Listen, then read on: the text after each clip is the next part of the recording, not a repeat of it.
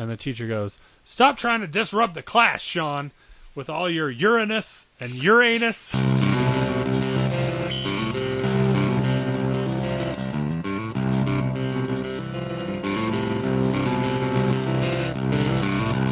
Okay, welcome to the Tales from the Ditch podcast. My name is Sean. Here I have with me smoking a pipe is Seth and Jake. Jake, say your last name in German. Vatgav. Jake Vodgav? Sprechen Sie Deutsch. Okay, here's a story about the ditch.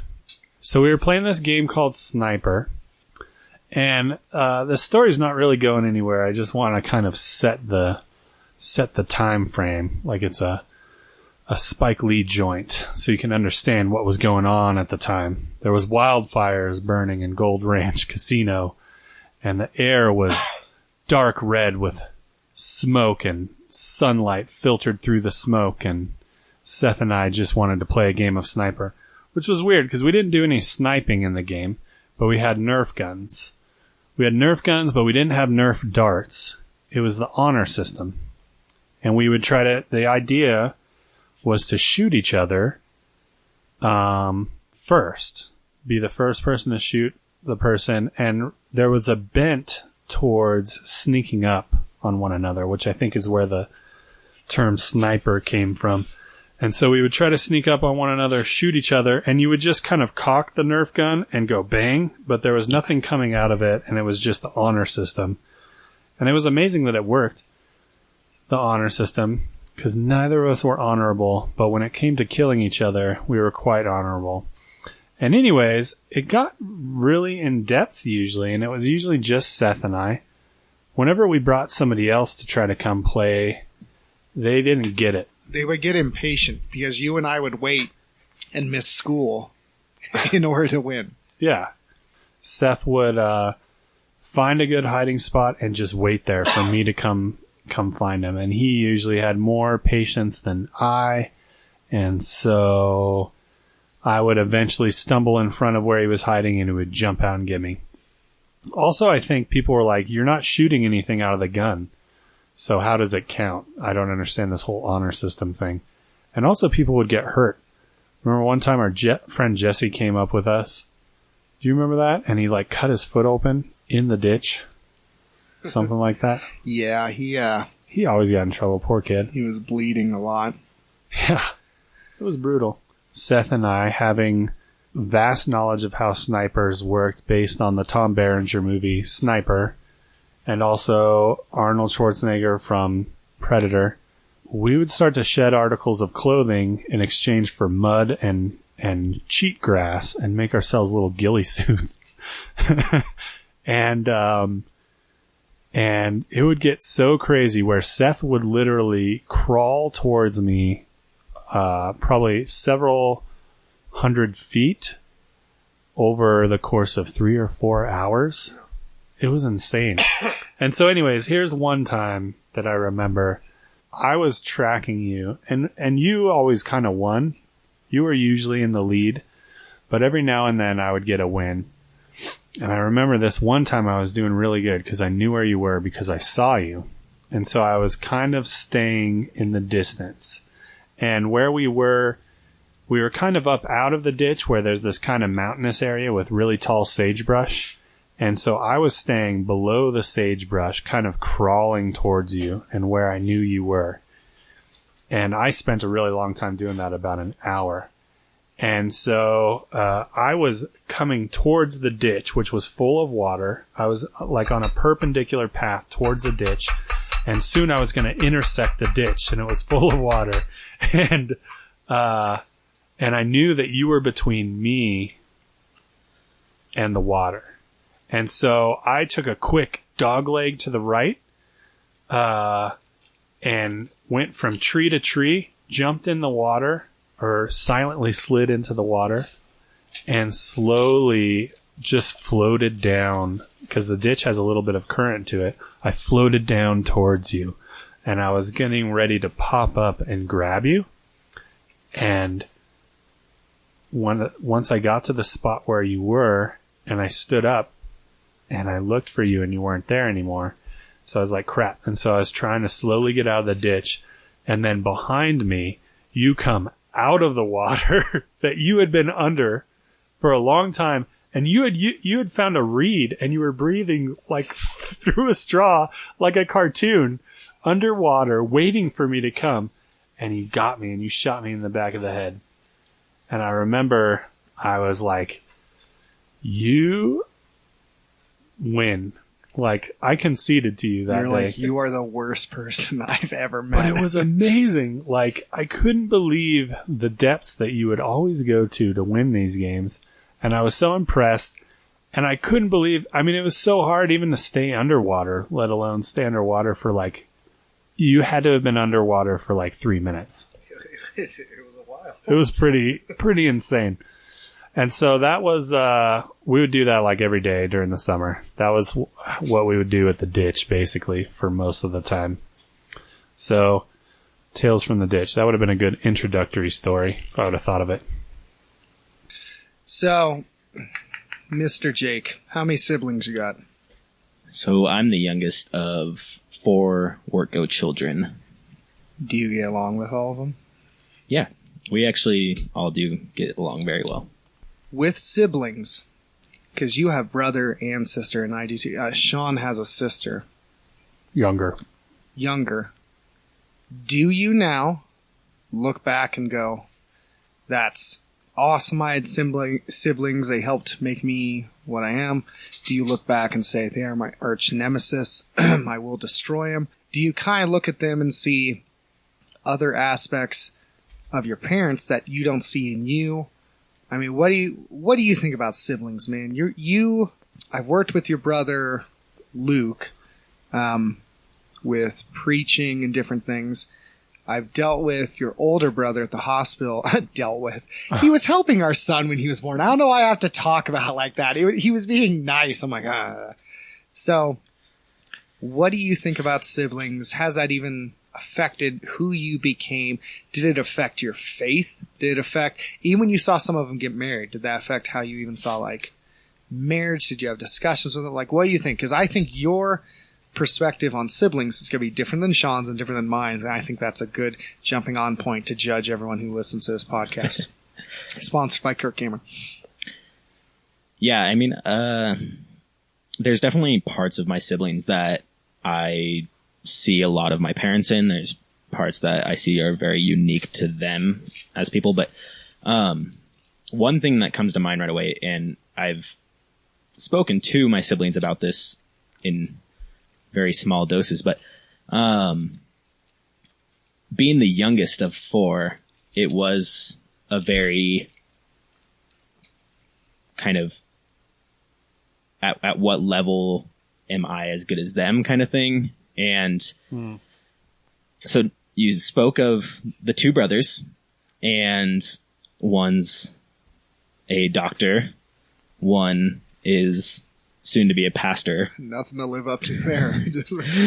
And then my sister is a successful businesswoman. And what's interesting is my entire life, I always like compared myself to them, and not really until recent years looked at like my own attributes as being good things. So it's been interesting kind of learning myself without comparing them, but also I love comparing myself to my siblings because I do think they are all very successful, and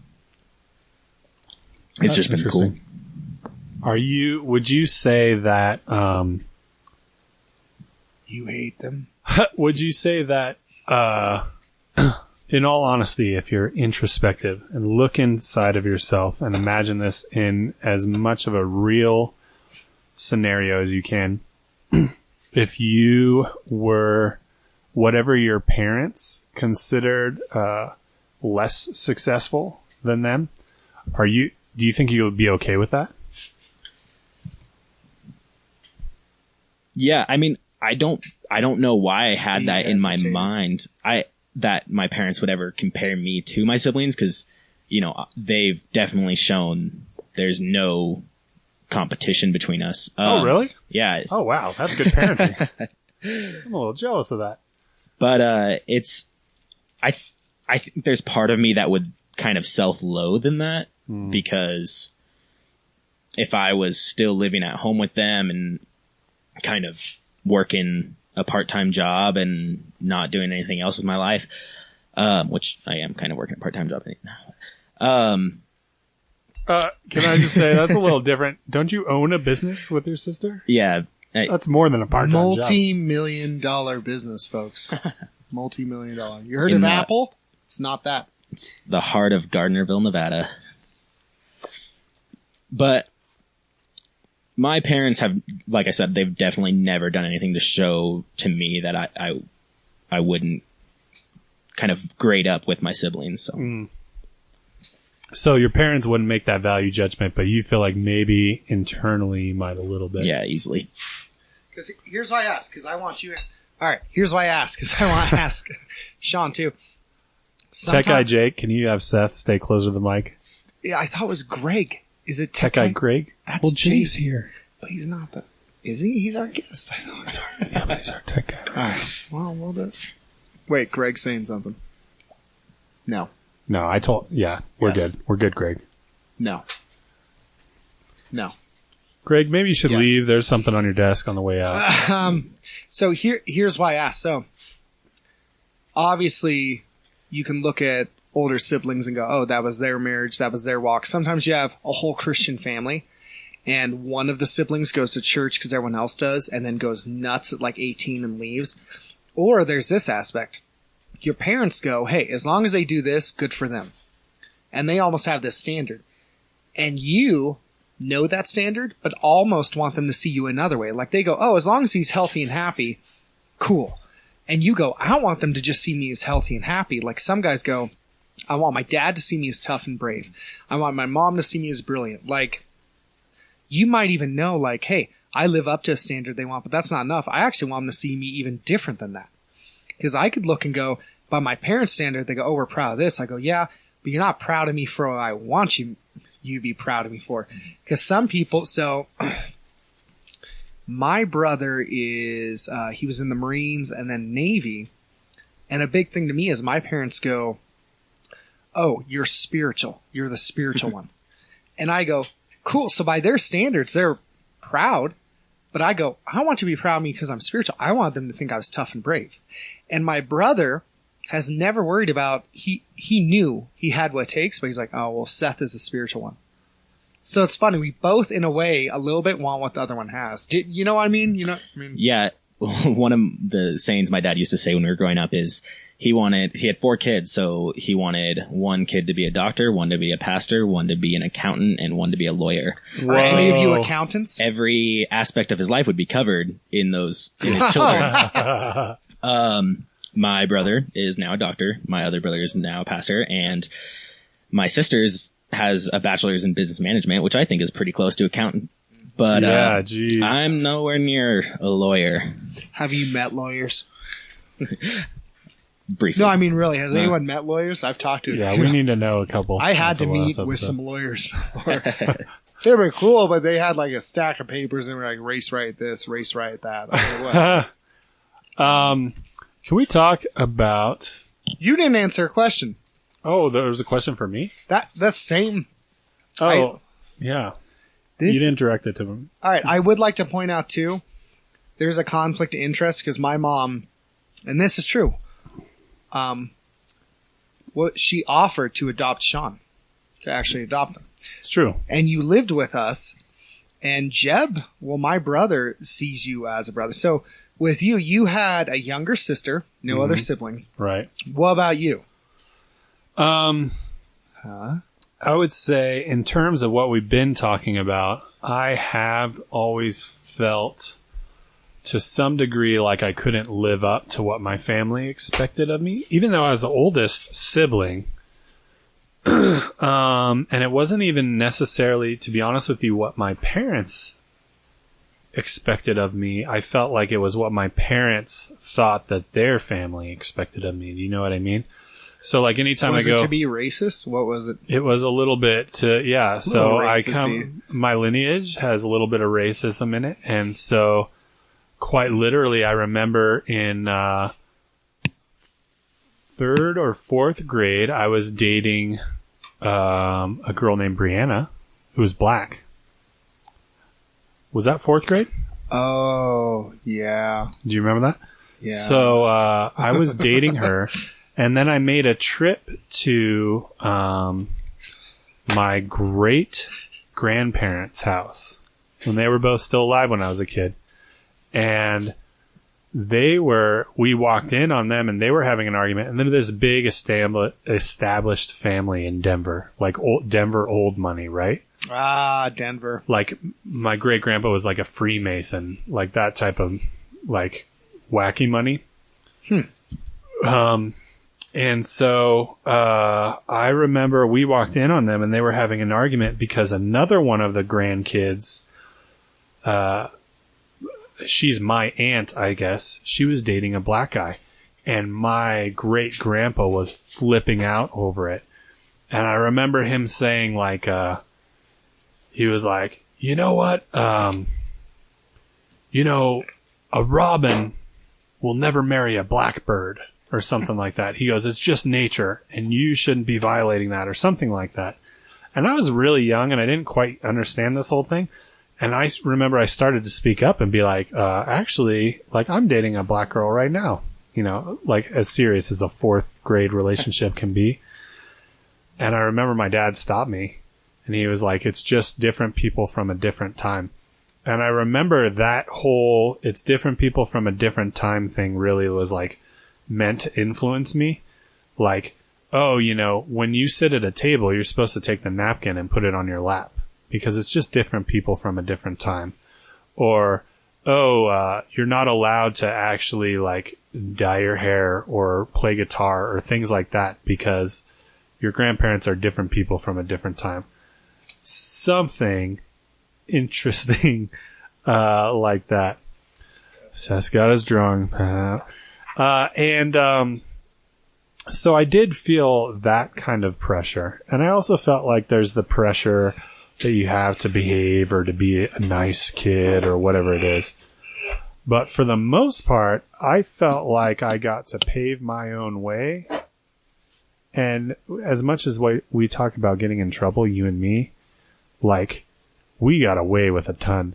My sister, on the other hand, everything she ever tried to do, she got caught for. I mean, she couldn't get it. I stole all the luck, apparently. Like, everything that we got away with, my sister got caught for. And she did not have it easy. To be fair, she was a little gangster. She was pretty hood. She did not give a crap. No craps were given. Like, I mean, she didn't try very hard not to get caught. No. Yeah, remember she had like a bat or a knife, kitchen knife or something? I got away with stuff because my mom believed in my inerrant goodness, and despite being terrible at lying, she'd believe me.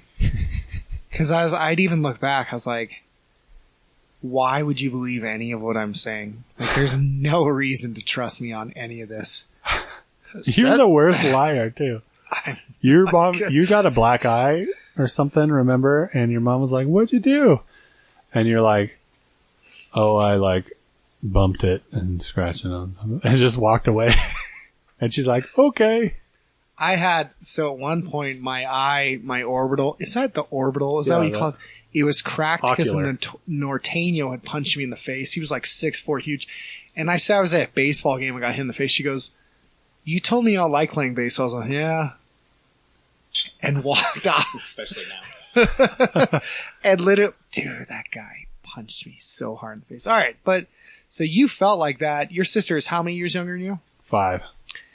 Did any of this like affect, okay, how am I going to raise my kids, or who you were, or like, all right, my identity, like, or did you just go, whatever, I'm going? Actually, even if you react against that, that's affecting your identity. Yeah, if you rebel absolutely. against it, I mean, I think it definitely did. I'm attempting to, I want to have more than one child. I only have one so far, but I want to have them closer together because I felt like my sister and I were a little too distant. How many years? 5. And so we're trying to have our kids closer together than that because like you go through school, assuming we're going to do public school, like my sister and I don't think ever went to the same school at the same time. And so I think it'd be good if we're going to do public school, to have kids at the same school. Also, I think that we want, like, one of the things that I did was I decided I wanted to own a house or be buying a house, be in debt for a house before I had kids. And so you remember, it was my wife and I waited 12 years before we were married 12 years before we had Danger, because I wanted to be buying a house, because I didn't want to I didn't want to raise a kid in conditions that I was raised in, you know, like sleeping under the bed and in apartments and moving and things like that, you know? Question. Have either of you ever punched your dad? Yes. Nope. Took it out on the wall instead. Did you miss the stud? It's always like a game of roulette.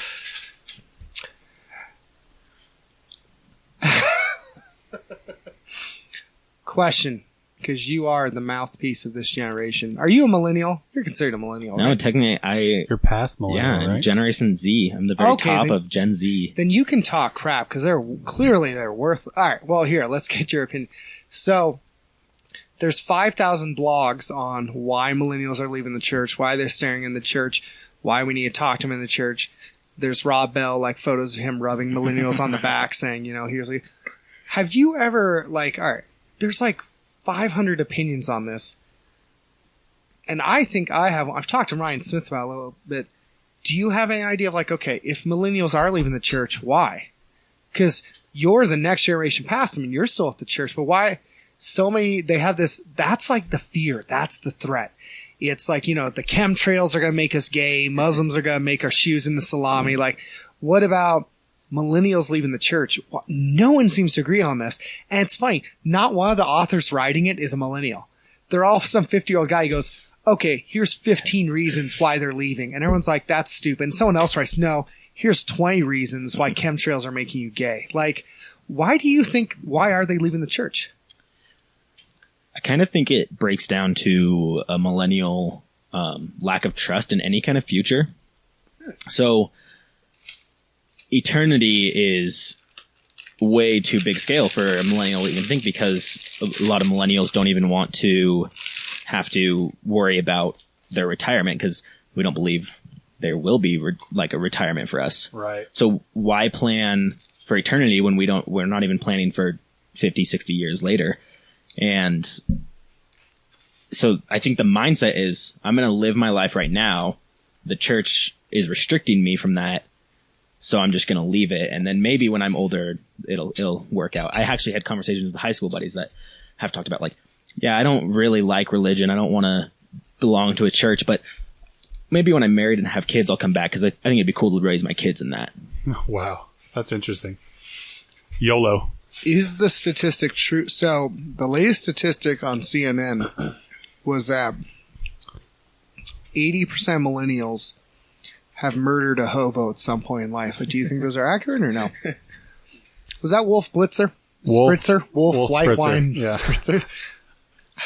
Sponsored by Wolf Spritzer. Everyone's like, this isn't funny. To me it is. And that's all that matters. I don't care. Yeah, exactly. You can entertain yourself. 2,000 downloads, baby. I can say what I want. That's right. We hit 2,000 downloads this week. I want to thank my 5 friends for doing all those downloads. Yeah. How many of those downloads did we buy? How do you buy tweets, by the way? I keep hearing buy people. Follow robots. I keep hearing like you can buy tweets and buy friendship. I feel like I've been trying to do that for a long time. I haven't figured out the formula. What about, all right, because we got young blood here. He's got his finger on the pulse of the culture, ready to choke it off at any moment and kill them. So the American church, there's people saying, I don't want to even be called evangelical anymore. There's others saying, I don't even want to be a Christian anymore. Sometimes we throw out the baby with the bathwater. We go like, whatever, like, we don't do the math. Instead of saying, oh, that's them, we go, no, that's God. If there was one thing you'd like to see in the American church change, if any, what would you like to be like? If you're like, no, like, if skies was the limit, and you're like, we could see this change where when I'm raising kids, or even, as I'm growing older, it happened in church.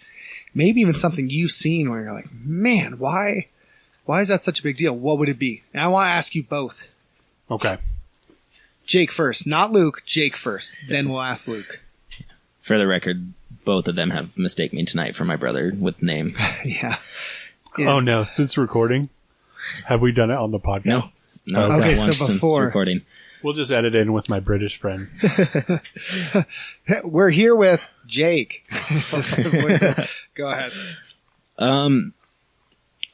I think debate is one thing that comes to mind first with me. And you guys talked about catechism a little bit with Ryan Smith, but kind of that question and answer. I think people are so worried with, this new run of identity politics and not offending somebody because you're offending who they are. And not enough of that is happening that it's discrediting any discussion or debate from happening. So that's why I loved, I've been a listener of this podcast since day one, and your guys' longest podcast with Tyler is one of my favorites because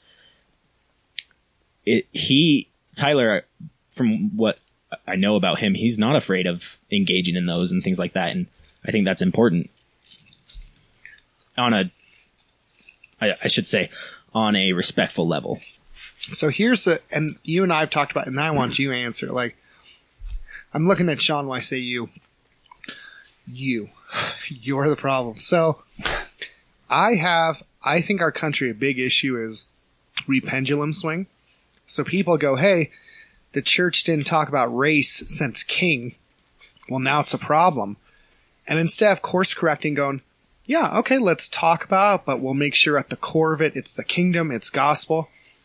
Now you have some people pushing back even harder, going, why are you bringing up any issue? Piss off. And they're just shutting it down. And then some going so far to be like, no. Don't say anything. Like Dave Chappelle talks about this a little bit. He's like, I literally don't think like I can say anything.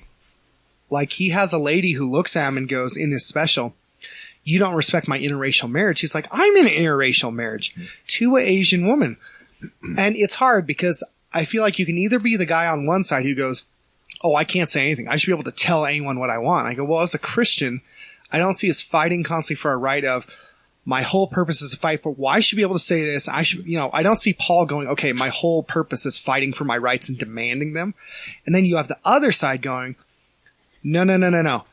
You can't say anything. You have to look at everything. If even the smallest instance, one person says that's not the perfect way to say it, it's a huge deal. You blow it up. Like there's some stuff where I go, yeah, when you call poor people parasites and trash, that's too far. But when someone goes, hey, like, oh, Ed Sheeran won this award. And they go, oh, but he beat women. Oh, what a stupid society. And you go, okay, but he didn't cheat or anything. He just won. And they go, no, it's as bad as suffrage. It's as bad as this. And you go, whoa. So you have two pendulums of either a more traditional conservative pushing way back even more, saying, we don't need to listen, this is stupid. And then the left, far, far left, going, the smallest thing is outrage. The smallest thing is worth getting pissed about, as opposed to, and Sean and I have talked about this, instead of coming as a Christian saying, okay, what side do I pick?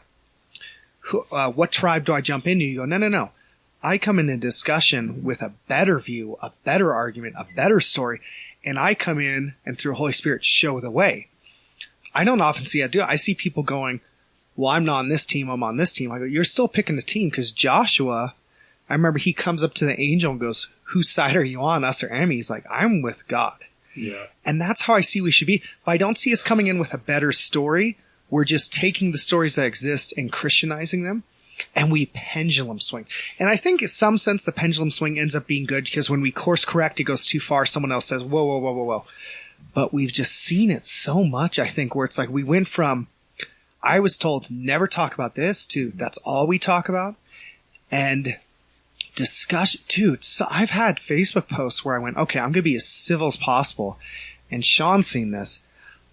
I've had like people in the comments get mad where I go, how did you get this heated this fast? And it's because in this age of identity politics, you have either, okay, I have to be affirmed, otherwise it's not true, because it's not based on anatomy or anything that can be physically proven. It's more on what you feel.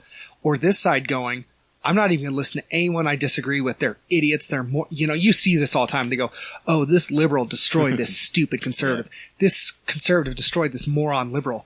And shared by Christians, where I go, what in sharing that video made you think people are going to jump in the comments and go, haha, dude, I am such a moron. Let's discuss this. Like, it is heated. It's in a climate where I go, dude, like, you can get torn apart in one. Remember some of the posts I've said, even when I tried to be gentle, they're like, you're a communist, you hate this country. I'm going, whoa, where did this come from? And then Sean comes into my comments and argues for 20 pages. And it's fun. Got to represent my boy. So what do you think, Sean, about American, if there was one thing you could change or see happen or? It's kind of been the theme of this podcast, even though we have no theme. It seems like we always talk about it. And I'm so frustrated with the church in America being almost feathered into or blurred into the political arena. And I'm not saying that like some angry kid who's like, you got to stay out of politics or trying to represent the separation of church and state. I'm just saying there's like this spirit, I feel like, that's coming from the religious right, and the goal is to exercise control. And they don't say it that way, but it's like a lot of Christians think they have to establish control so that America can finally become the Christendom that it was destined to be. Or even a left-leaning group thinks that they need to establish control so that, whatever their ideals are can be forced upon other people. And this isn't me being like a bleeding heart thinking that it's not my job to force my ideals on anybody. What I'm just saying is that when I see like the first century church and I see even Christ's work, I don't see him coming in. Oh, you even talked about this, Seth, about the gospel being anti-imperial.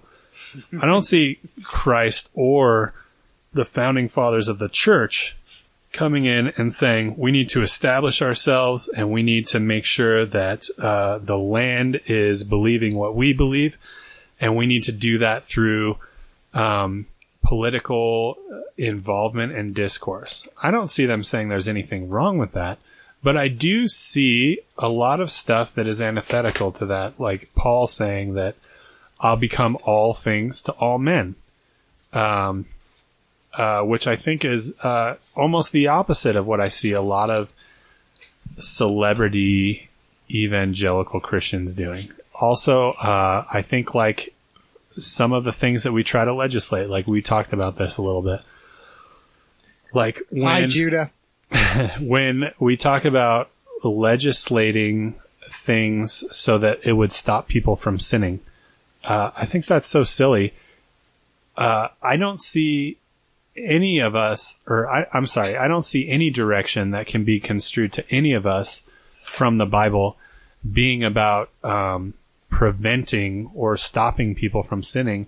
I see it about having relationships with people and appealing to people to stop sinning and depending on the power of God to change people's hearts, as opposed to our debating skills or ability to out smart people or whatever else you see happening. And so I think it's just also misguided. If you could get rid of that aspect, I think honestly a lot of people would join the church, because they'd be like, oh yeah, the church is where the guy goes who always has me over to eat tacos all the time.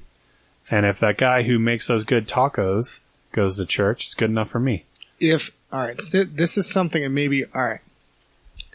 This to me boils down a little bit of my frustration, because people, that's a funny thing, even with Harvey, they'd be surprised how, and I hate using the term, they'd be surprised how conservative I am in some parts and liberal in some parts. Like, and I hate using that term because I don't like the idea of being like, well, I chose the conservative. I go, no. I chose what I felt was right, and the conservatives happen to line up with that on this position. If I told my mom that I prayed for election day but forgot to vote, she'd be angry. If I told her I voted but said, Mom, I forgot to pray for who's going to be next president, she'd be like, but I did vote. She'd go, Oh, okay, we'll just pray later.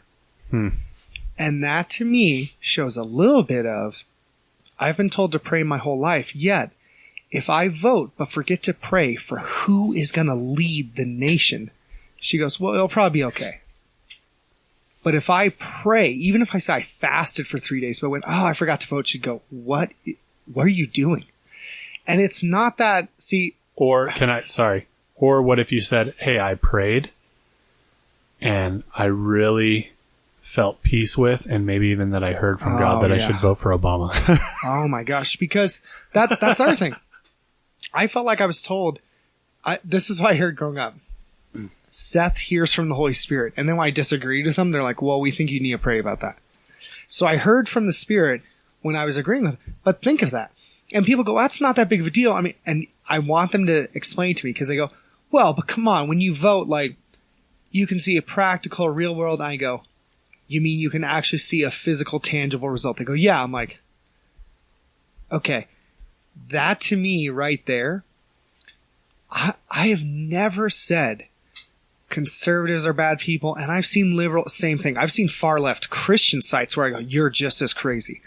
And I'm talking about the people who are their ideologues. I'm not talking about your general person in Alabama who went, I'm just voting, I prayed a little, I thought this is okay. But I have seen this zealotry of like, we have to get this in. And I even laughed because I told my mom, I said, didn't you vote for Trump? She's like, yeah, and Hillary won Nevada. She goes, yeah. I'm like, okay, did you pray? And I don't know if she did. But that is what concerns me. I get the idea of they're like, well, because I understand like the lean for it. I really do. But for that we're supposed to be these people of prayer and the kingdom. And I heard this article that I read this article that I thought was smart. It's almost like we think we're smarter than Jesus. He says to do something, we go, well, but if he was in our context, he would. And I go, you know what? That's the same argument people make when they sin. They go, well, if God knew my condition, I go, dude, it's still justification. Instead of saying, well, what if God said, because it's funny, if you take a verse about homosexuality, people don't say, well, what context are they in? They say, no, it's sin. And yet when I've said, hey, I'm all about security for a nation. I'm all about security. So what are we going to do about the refugees? They go, well, if God knew our context, I go, whoa. If he knew? It's stuff like that. That's what concerns me. I don't think people get that. I've said this over and over in sermons. I don't care if people have political convictions. I'm mad when they worship them. That's the issue. I have friends all over the spectrum of politics. Like you and I know, anarchist, communist, Republican, Democrat. But my issue is when a Christian goes, well, dude, if we don't do this, it's all over. I'm like, where is your hope? Because it seems so morbid. It seems like there's no hope. There's no joy. And I watch them when they watch the news. They're mad all the time, left and right, where I go, I thought you were people of the cross. And they're pissed. They're discouraged. They're despairing. And I go, well, what are you offering the world? Because you look as pissed off as they are. I don't know. Can I ask you something real quick? Oh, gosh. In regards to this. I didn't get on a podcast to ask questions. You're Dutch. Go on. Oh, and so... or so I'm told. Your history, your great-grandfather voted for Abraham Kuyper? I'm like... Yeah, I'm 90% sure. I think he was alive for when Kuyper was prime minister. But in any case, Abraham Kuyper was this guy in the Netherlands who bridged the church and politics. Would you say, and just hearing that, I'm like, oh, that sounds terrible, just because of the way that I feel and the way that I lean. Would you say that he was able to do that in a better way? I mean, the Netherlands doesn't seem like they're doing so great right now, but maybe at the time, was it working out well for them? Or because in that situation, you would say, oh yeah, you got to go vote for Kuyper. You know what I mean? If you're a Christian, you got to vote for Kuyper. It's your responsibility. But that sounds so similar to like what I hear nowadays. Oh, you're a Christian, you have to vote for Trump. And I agree that you have to vote your conscience, but I don't necessarily agree that you have to vote for Trump if you're a Christian. So what would you say to somebody in, when was that, early 1900s? He was late 1800s to 1900s. Try and smoke. Sorry. So, I would say this. Kuyper obviously had some things where he was not similar to Trump. So there's that. He was a pastor. That's a good point. So there's that. 2, even though I love a lot of the things Kuyper talked about, he had blind spots. Specifically having to do with native tribes. Which I have to own that. Even though I love him, like I love his writing. Yeah, same thing with C.S. Lewis. I have to look at the stuff I disagree with and go, okay, fair enough. I still, even back then, because despite agreeing with so much what he did, because I love Kuyper on a lot of his views, if someone said, you have to vote, you're not a Christian if you vote for him, I'd still disagree with him even back then. Because someone might say, I don't vote at all. Someone might say, Kuyper does this, but I have a different conviction. I'm from a different confession. Someone might say, he does this. I don't think it's practical. And I could disagree with him, but I am big on, unless it's commanded by, there's a difference between saying, hey, Jake, I don't think in my opinion you should do this, and saying, if you're a Christian, you would do this. Because I'm making a statement that if you do, it's like saying, well, this is a biblical view. If I made that statement, I'm saying, this is what Christian would do if they do opposite. I'm saying, unequivocally, that's sin. I don't know if I can make that statement with Kuyper, despite the fact that he had such a biblical basis for what he was doing. I thought he was brilliant with the views he had. I thought it was great how he did things. But even that, I admit, there was blind spots in it. And that came more from, I don't think his system, more from he was a fallen man and didn't see him. I think Netherlands went downhill because I don't know who he discipled to take his place. I don't know if there was anyone to take his place. Because after he was gone, that was it. I mean, post-World War II, Netherlands, like if you look at Netherlands now, it's not known as the Christian capital. I have relatives over there now. It's not.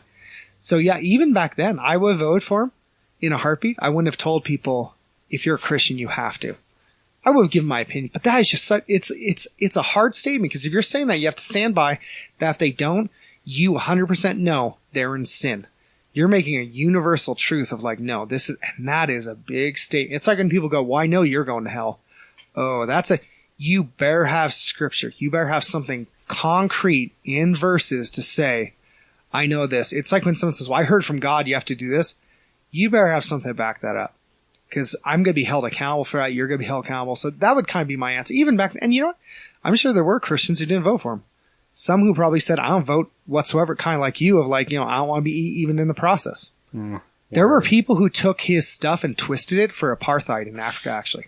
Really? And that kind of bums me out, because I like love the guy. Kuyperianism would support apartheid. They used it and twisted it to go, because he had sphere theology, you know, separating different sections. He goes, oh, well, we should separate different ethnic groups too, and blah, blah. And just, it was a twisting, in my opinion, because he was condescending a little bit towards some of those tribes, but he didn't advocate for it. Apartheid just took it to a new, and it was by Christians who did this, not politicians. That's what bothers me. But I have to acknowledge that. I can look at him and say, man, he did a lot of good. Like, he had some great views. Like, Anthony Bradley likes his stuff, but even Vincent Bacote, in the foreword to Abraham Kuyper's book, and he's an African-American theologian, he goes, yeah, we have to acknowledge he was wrong here, and that's fine. And he's a fan of his, but he goes, no, he probably wouldn't have liked me. It's like, I don't know. It's nice when there's fans, but not fanboys, you know what I mean? People who are willing to admit that they don't have to love everything and defend them for everything. Yeah, there's some good theologians. I like Piper. I don't always agree with him. Piper said stuff sometimes I go, no, well, that's fine, you think that, but no, I'm not gonna go scream at everyone playing a video game. Like, I'm not. He wants me to go slap Troy and kick his seashells off the beach. Like, I'm not, I don't know. What do you think about Kuyper, Jake? Big fan? I can tell he's chomping at the bit. He goes, oh, they brought up a Dutch theologian. He's going to drop the Luther name real quick. He's on the top 5,000 list of best-selling books. I will say, though, kind of what I was thinking as you were saying that, Sean, is did Christians feel the same way? Because equating it to the presidency in the United States, did Christians feel the same way about Jimmy Carter being a good Christian, but he's a crappy president? And not good. And right. So why weren't Christians, up on the hill shouting, "We need to keep voting for Jimmy Carter." And right. Habitat for Humanity, greatest single. That's a true point, though. You can be a good Christian, but not necessarily a good president. Like Tim Keller is a good. I don't know if Tim Keller would be a good president, huh? Unlike Trump, dude. It's like. Well, the only place I think biblically where I don't know if D.A. Carson would be a good politician. He'd be like, "Shut up, that's stupid theology." It's like, true. I don't know. I would hate his speeches too. No, just kidding. Your books are good. It's just. Yeah. I was going to say that when you consider like the playing field of politics and all of the things that happens during politics, it's got to be really hard to maintain a Christian lifestyle and be a politician at the same time. Mike Huckabee said he felt like he was selling his soul. Yeah. That's an ex-pastor saying that. It's You like go, such a and dirty people game. ignored that. I went, dude, he was a brother going, I felt like I was selling my soul. But I think when like you consider a situation like, and I wasn't even alive for Jimmy Carter's presidency. I don't think Jake but, was apparently. Jake was like, you let me down, Carter. Like, I think that's part of the problem that I want to add into my point earlier is that as Christians, we are lobbying for a better kingdom, not a kingdom on this earth, a kingdom that is to come after Christ redeems creation. And I can't think of anywhere biblically where it says, other than Jeremiah 29, where it says that we're supposed to be so involved in improving the state of our nation on behalf of Christianity. I literally can't find any other place. Or, I mean, I guess you could see people in Israel seeking the good of the kingdom. But again, look how that turned out. You see in Jeremiah 29, he tells the exiles, seek the good of your land, that like you can prosper and marry people and grow gardens and all of that stuff. Everything in the New Testament I see says endure until Christ comes back. Jake, do you have an answer to that? Because I do. Do you have an answer? I know your family's smart as crap, dude. All right, here's what I'd say. I am pushing back on your idolatrous chubbitus. I would say this. So we know it says love your neighbor, so there's implications with that. We know that in Genesis we see ordinances of, okay, we're supposed to be stewards of the earth. That's why I think I'm okay with hunting, but not hunting animals to extinction. We know we're supposed to be fruitful and multiply. No reason so far to vote for Trump. I know. No. This is what I'm saying because I'm trying to make a case for this. Because a lot of the time, you have people taking implications and stretching them as far as possible. Like this, the Bible doesn't bring up heroin, but people go, oh, it says not to do this, so by implicate, and they kind of stretch it out, kind of like walk it through. I think people have taken those. I think you can make a biblical argument for that you should care about the flourishing of the planet as a whole and all nations, all people. And thus, because your nation belongs in that world, care about it. But I don't see it saying that you should put that nation above all others and prioritize as that's the only one that matters. You may have emotional attachment, specifically that one, or the people there because you're in close proximity. But I would have no problem if instead of saying just God bless America, we said, hey, God bless the world. We want to see all nations, all tribes. So I think there's an argument to be made for flourishing and caring and desiring the good. But we take that, and I've seen most people say that just means America. Because I've brought up even to some people of like, hey, like what about other countries? And they go, well, that's good. But God, like America is God's country. So I feel like they're pulling it back where I feel like God would take it. See, I don't think we take it too far. I don't think we take it far enough. We need to be like, as much as people are zealous for America, I would love to see them that zealous to see everyone in the world loved, flourishing, and knowing Christ. I think we should need to take it further. And I think it's that I don't think it's that we've taken the gospel too far. I think we've reduced it and twisted it because I don't think God would be against saying, oh, Sean cares about the poor in America, as long as you cared about the poor everywhere. And I think we need to, so I think there's an argument to be made for that, but that's the thing. With arguments, I see people either corrupt them and exaggerate them or diminish them. It's rarely because we're on the mark. It's because we took the mark and we switch it because we go, well, once again, I know a little better than Jesus. We won't say it that way, but we think we're a little more street smart than Jesus. Right. And just like, I rarely hear people say, I am praying that Vladimir Putin gets saved. Right. They go, well, he's the enemy. I go, well, you were the enemy of God before you got saved. And I'm not saying I love the guy. I mean, I'll fight him, but it's like, we should be concerned about the salvation of all, I thought, all nations. I don't think Paul would say, I don't see Paul saying, dude, Israel's the only, imagine if Paul said to the Gentiles, he goes, if the Gentiles don't sing the national songs of Israel, they clearly aren't Christians. The Greeks would be like, no, piss off. We're not doing that. Like I don't know.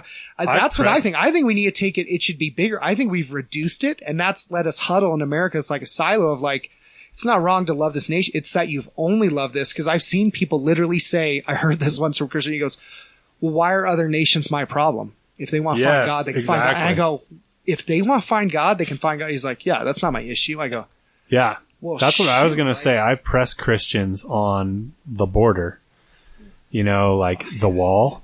We're going to build a wall to keep people out of America. And I've pressed them on that saying, well, why are we going to do that? And they go, well, because they bring in crime and poverty and other things that are undesirable. And I go, well, what are, we're talking about the Mexican border. And so a lot of Christians have a really, I think, unfortunate opinion that all of the bad things exist in Mexico and don't inherently in the United States. Haven't we killed 50 million babies? I just want to make sure. Yeah, there's a lot of bad stuff going on in the U.S. too. And I'm not saying there's no crime in Mexico, and the point's not, I've been to Mexico. Sean has been stabbed on 10 different occasions. Tijuana and Nogales are some of the worst places I've ever been to in the world. Not quite as bad as Detroit, but almost. But either way, my point is, so say we do keep people from coming into the United States. There's still terrible conditions in Mexico. Shouldn't we have a heart for that? As Christians, I would actually be more open to some of the discussion if it didn't, because if someone says, well, I want to do this and I want people to follow the law, I have no problem with following the law. But then I go, okay. Say we did that though. What's your follow-up answer though? Afterwards, how can we bless Mexico? And once again, that's not my problem. I think that's my issue. Right. See, it's, we don't have this full thought. It's like, even when people say, well, do you care about security? I go, oh, dude, I'd prefer if terrorists don't blow me up. I go, okay, let's say we did that. All right. If we had all the security you want, what are we going to do after then for refugees? And it was, well, look, we can't save the world. I go, whoa, they're taking certain aspects instead of a full, it's diminishing to me. I think we need to go bigger of I don't think you have to say it's a false equivalence to go, well, if Jake supports refugees, he doesn't care about security. I don't think that's true. I think he can do both. I think he can fight for both. And it's like saying, if you are against abortion, you don't care about single moms. I don't think that's true at all. I think that's a false equivalence. I don't know. I want to hear Jake's thought on this. He's got 2 PhDs. Go ahead. Come on, Jake. Sponsored by Toffee. Hallelujah, Toffee. No, I think it's interesting. And it comes back to the point of this discussion of at what point is this being talked about? Because you said you want to hear from me and you look at my age group and stuff. These things aren't talked about as openly, even within the church, between Christians. And so it's hard to formulate your opinion on these things when you have our only means of getting this information outside of conversations like this is through social media, where, no offense, Sean, but I'm going to go through the comments of one of Seth's posts, and I'm going to skip over all your comments because those are way too long and I have way too short of an attention span. Too long to read. Right. And I could be missing valuable information in that I could seriously self-reflect on, but in conversation settings and debate settings and, things like that, I can't just glance over that because we're in it. Right. So. It makes it too. If you get in that echo chamber, it starts to become this new. I was talking to Danny Daly about this. It becomes this new cop out of you see a conservative article, and because you tend to not agree with conservatives, you go, "Well, I don't have to read that. I automatically know it's wrong and stupid." Here's the thing: it may be a newspaper I completely disagree with, and sometimes still has an article where I go, "Well, they were right on this." I could disagree on this, this, and this. It doesn't mean they're wrong. Like my dad has a different theology than me. It doesn't mean he's never right on it. It's that whole taking the meat, but like leaving the bones. Like there's been articles I know people go, well, it's from this news site that they never say anything right. And I go, look, I know generally they may say some garbage stuff. I go, what if this time they were right? But they do it. They go, well, I don't have to read that. I go, but what if they are giving you a perspective or they do this, they do this. So you have an argument, or Jake does, and they go, well, look, I'll give you Jake's perspective in a nutshell, and you can look at mine, and you tell me which one's right. And they don't get the best of the best to represent your point. Mm-hmm. They find someone they can easily refute and go, this is Jake's point of view, and then give theirs. And theirs is this great speech and go, oh, well, gosh, yours seems so much better. And I go, no, I want to see the best of their side, give an argument. Because there's some people who go, that's not even my argument. Right. I wouldn't even like acknowledge that. Like, I wouldn't even own that and say that's my position. And that is not, how does that, we're Christians. If we have the Spirit, literally, we debate worse than people who don't follow God. I've seen people who are non-Christians debate better than that. Mm-hmm. Like John Stewart debated with Bill O'Reilly. He had more charity than some Christians. That is ridiculous. A guy who goes, I'm not even a believer, and you have to be civil in these discussions. Christians, I think, are so afraid of not having the right answers or not knowing what they're talking about or getting stumped that it's not worth it to get into the discussion if I'm not prepped already, you know? Right. So like you talked about Ryan Smith. Well, you talked about, maybe that was that podcast, that you guys don't bring up the topics that the person coming onto this podcast think you're going to bring up because you know it'll be scripted. Right. So yeah, I really do feel that when somebody asks you a question, if you're willing to talk about it, which you don't have to talk about it, but if you are willing to talk about it, I know that what we're going to hear is something that you passionately believe, as opposed to something that you read or you've practiced before or you prepared for. Like I really want to hear, we were talking about this earlier, Jake, like when I listen to a podcast, I want to hear somebody's genuine, honest opinion. And sometimes that's sometimes people's opinions are awful. But I want to know what they really think. I don't want to know what they're supposed to think. And I'm kind of curious too, like M. Night Shyamalan? Things. I thought that's, sorry, I read that wrong. I thought that's where you're going with this. I really misread the situation. Maybe. What were you going to say? I'm curious now. No, I totally misread that. Go ahead. Sorry, I'm guys. actually Old curious. Seth Rue got this wrong. Oh, I think I know what you're thinking of, and I'm almost going there, but I'm trying to direct this to Jake. So say you know everybody in your church or your community group or on social media. Are there things that people are arguing about or going on about, or like that I'm defending Seth and commenting about 1,000 times, that like honestly you just don't care about, and like things that you don't have a stake in the game on, and like you don't understand why people are so passionate about? Yeah. It's okay. I can't think of specific examples right off the bat, but I think one thing that I've really never had I've been able to carry a good conversation on is anything relating to drugs, because that's never been a part of my life. Even fair enough. Even into like early adulthood, like the good majority of my friends or even like acquaintances weren't even around it. So moving to Reno and getting into more of these discussions, and especially kind of politically now, like it's a big topic and I have no idea where to start with a lot of it. Right.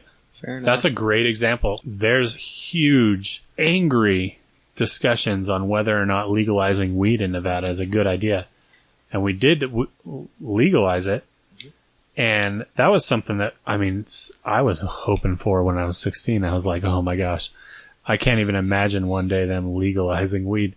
But now it's morphed into this whole different thing, and there's all this nuance about it, and like there's all this new technological advancement You around got it, baby. You got it. And all this Work stuff. it through. Oh, my CBD pills are kicking in. So, you, having never been around it, like, you don't understand the debate. You don't understand, like, why people maybe are so passionately for having legalization. Or maybe, like, in my case, when I see people who are super passionate for legalization, I think of my 14-year-old self and say, Jake isn't they a just drug want to addict. smoke weed. Yeah. But, so when that discussion occurs, like, what's your reaction? Do you just say, I don't want any part of this, or do you... He's like, zip it up, zip it out. it out. Walks away. Well, now I've been able to kind of formulate an opinion now because I recognize that I didn't have an opinion before, and the topic has been brought up so much more than it used to. But, well, so on that topic specifically, so on marijuana legalization, I couldn't tell you what I voted. I don't remember. I Because that's appreciate how that important so voting much. is, right? No, I appreciate that honesty. Yes. Oh, So so much. good. Oh, sorry. Continue. But I am able to understand it, and I've seen kind of some of the more arguments. I've listened to some of the arguments. Where I stand personally is the thing with marijuana that I don't understand is the main argument seems to be based around the medicinal aspects of it. And this comes from me not knowing it enough, but to me, it seems like why isn't just as much medicinal, like it seems like all the same medicinal attributes can be received through CBD with non-hallucinogenic properties. Right. No THC. And I've heard that as well. But yet that doesn't really come up in the debates. It's just, should it be legal or shouldn't it? Right. And it's a big blanket law. Mm-hmm. Ours I'm all for legalized CBDs. Like, I dislocated my kneecap last summer, and I used some of the CBD oil on my knee, and a buddy of mine was using it, so he offered it to me, and it works. Does it really? Yeah, it reduced the tightness of those tendons like within 2 days. That was the crazy. Funnest Jake has ever. Well, here's the thing, though. I got so high from that. I think we need to stop accepting premises set by the culture. Because they go like this. They go, you're either this or this. And people go, okay, why do we accept it? Why do we go, well, I guess I have to. They don't have that spiritual authority over us. Because they say, well, you're either with this or against this. I go, no. I rebuke your premise at the beginning. Because here's what I would love to see. So you have a guy grows up maybe on the border, and he's only seen the bad of immigration. He's seen an illegal immigrant and didn't have insurance, and a car accident happens.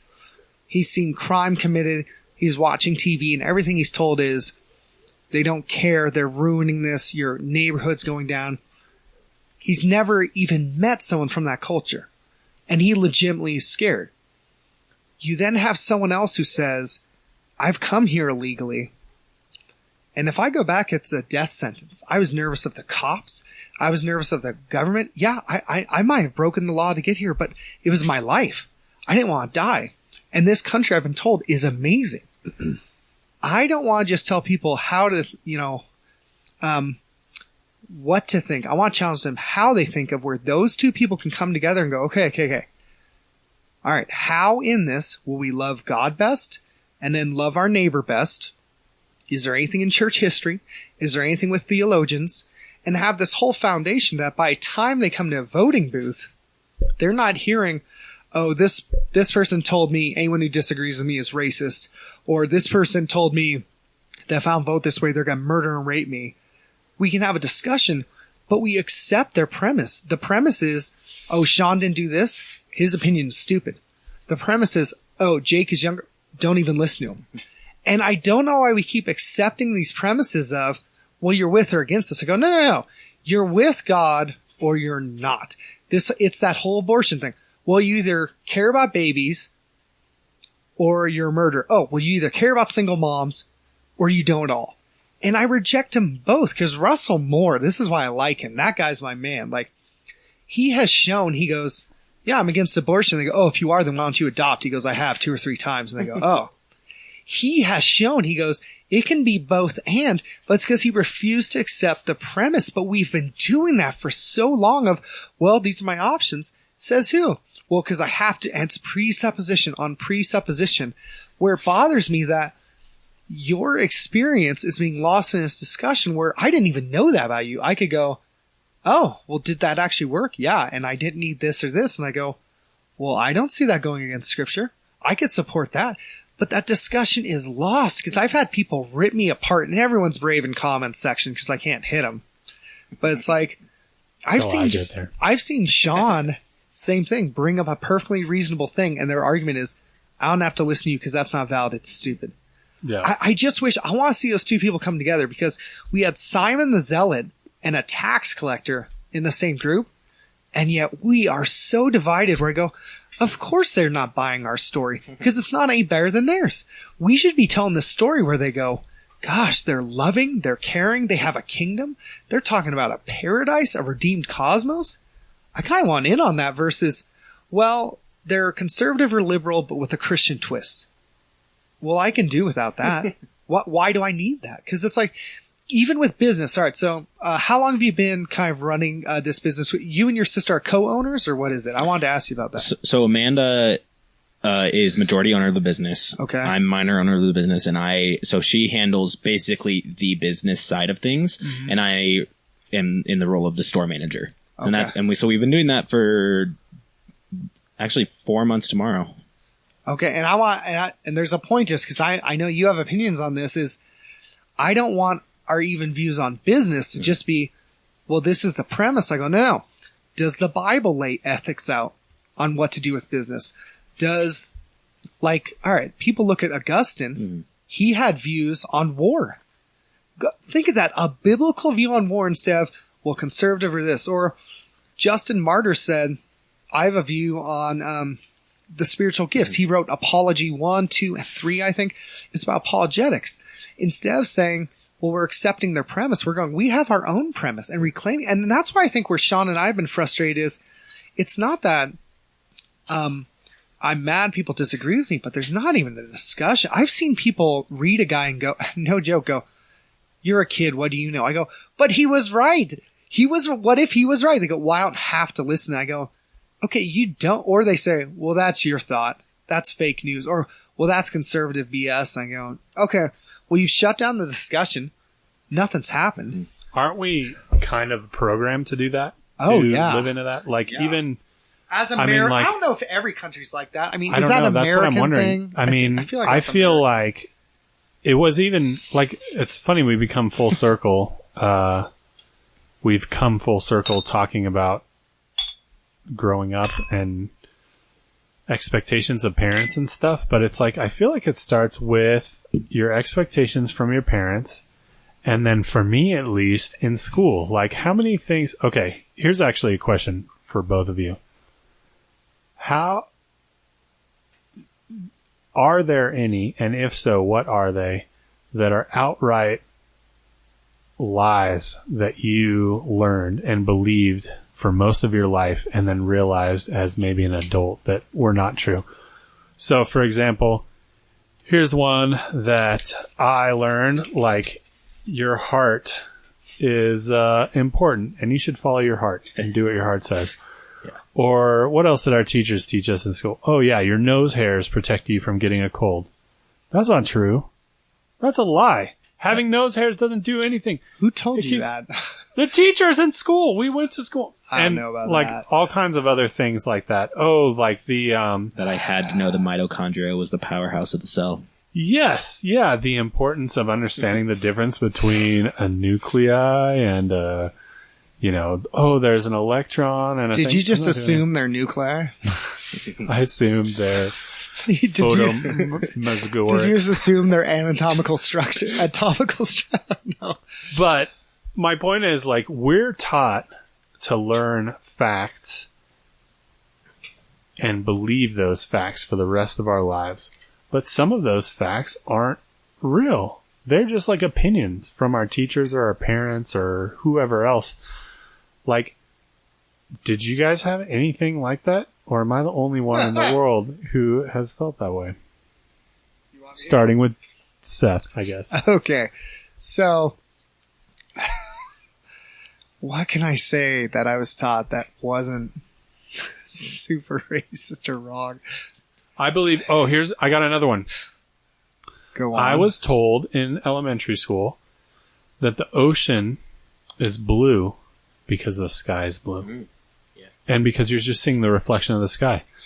And then I remember I was like, well, why is the ocean still blue when it's cloudy out? Or why is a bathtub or a swimming pool blue when it's inside? And the teacher goes, stop trying to disrupt the class, Sean, with all your Uranus and Uranus. Is it Uranus or Uranus? It doesn't matter. Both of them are ridiculous names. Call it something else, We told idiots. Maverick, we said, all right, this is the planet Uranus. And he goes, that's my anus? And I went, yeah, buddy. He goes, why is it out there? I'm like, I don't... Exactly. Why? Why haven't we renamed that?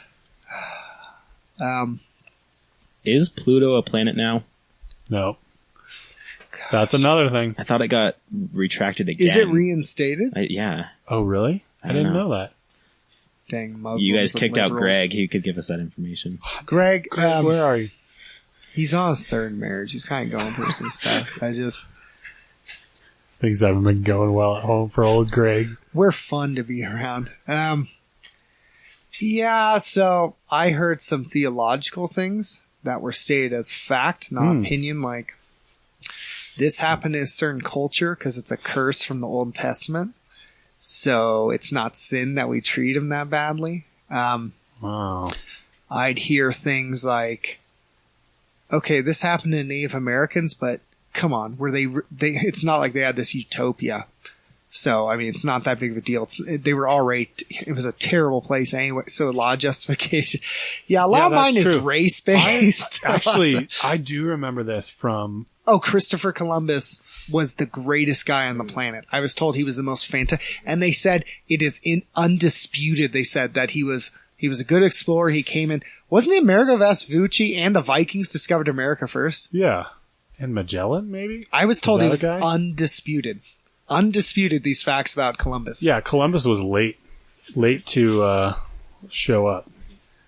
One other thing about the thing, remember... My dad did tell me something that was true, though. I said, when you get older, is it just working at a job you hate till you die and there's nothing better? And he's all, yep. I was 8, by the way, when he told me this. That was a great encouragement. 8 years old. That was my dad's advice. In 6th grade, do you remember a guy came to our school and told us stories about history in 6th grade? And we went to like the lunchroom and heard stories from this guy. Do you remember that, Seth? Because we were in different classrooms. They separated us for 6th grade. I had problems even back then. Yeah. So we were talking about slavery. And of course, it was crazy. All these 5th and 6th graders, because we had combo classes, were in the lunchroom and they were talking about slavery, and the kids had a greater understanding of like the doctrine of the Imago Dei better than adults. And the kids were like, this is wrong. How can you have slaves? Like, it's so messed up. Like, how come you could do this to people and all of this stuff? And the adults kept making excuses. And I remember the guy who told the stories. It was a different time. Yeah. He goes, well, no, this one guy, he goes, well, you know who sold the slaves to the Americans? Other Africans. And I was like, and I remember assuming that. I go, oh, then that actually makes it okay? Like, is that what I'm supposed to be thinking?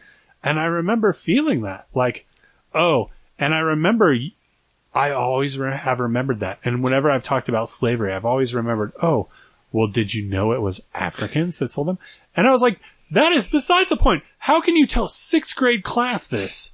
That it's okay, that slavery is acceptable because somebody else... Sean comes to me and says, Seth, how could you buy a 6-year-old prostitute from Bosnia? I go, Did you know it was a Bosnian who sold her to me, though? Exactly. Oh, well, you're exempt, Seth, because all right, one, if it's true, which, by the way, there's some nuance they're missing, aka facts.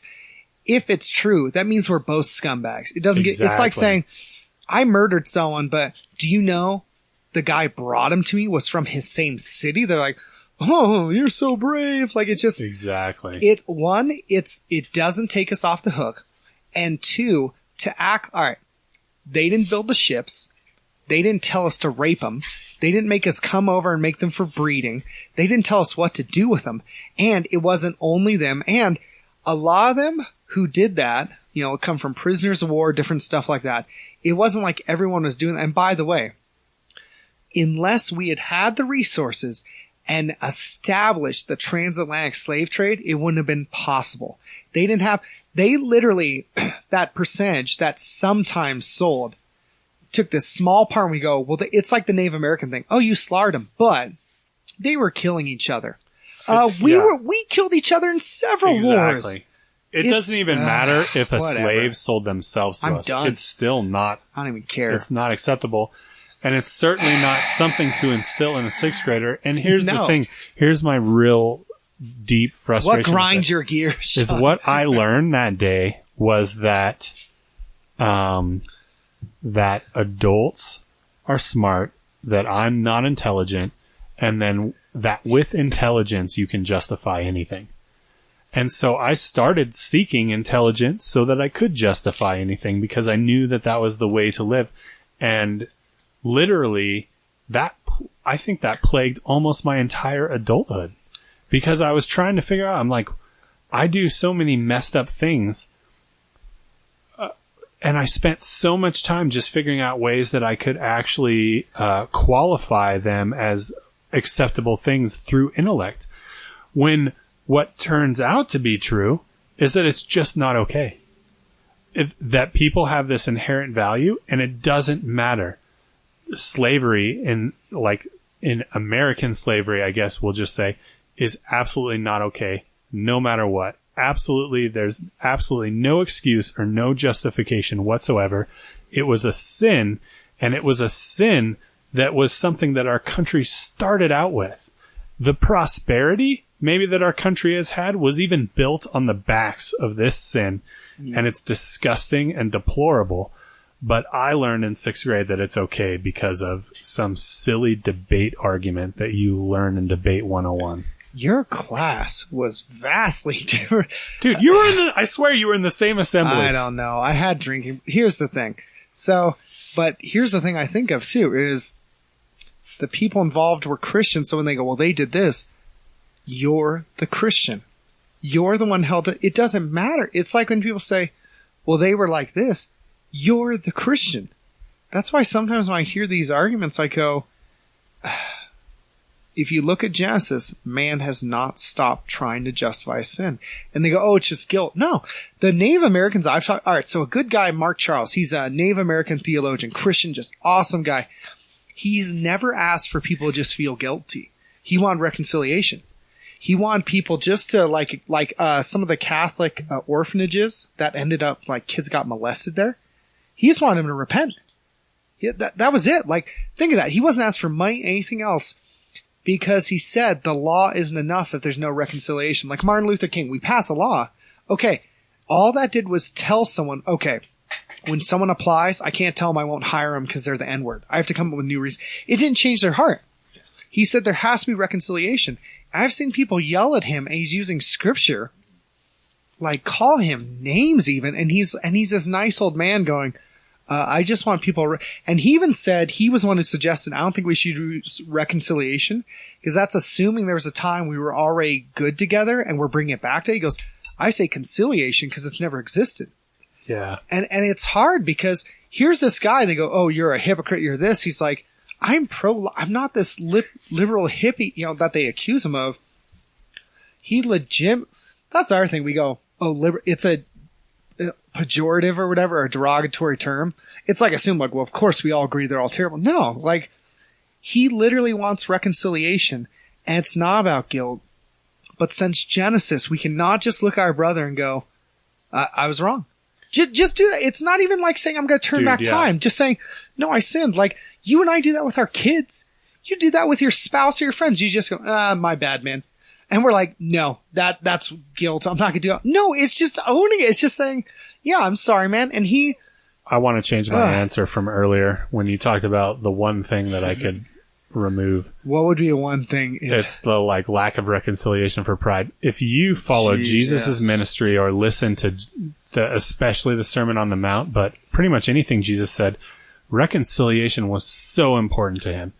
He even says at one point, ministry of reconciliation. The ministry of reconciliation. He says at one point, he says, if you come to offer sacrifice at church and you have something against your brother, he goes, drop it and go reconcile with your brother. Like, our modern context, that would mean if you're coming to church to worship God and you still have beef with somebody, go squash that beef immediately and then come back to church. We have beef with several tribes and 4 cultures. We're all, let's take communion. Yes, exactly. Reconciliation is so important, and that should be part of communion. You should be, during communion, saying, before I take this communion, do I need to reconcile with anybody before I do this? Jake, do you gotta go? So this is the end of episode 9. I do want to thank our sponsors, Ligonier. How do you say it? Ligonier. Bahanamamut. Bahunamamut. No? Laganera. Was it? How do you say it? Bahamut. Legion. No. Ligonier. Yeah, I will say this, dude. RC's, on a serious note, RC's for all passing.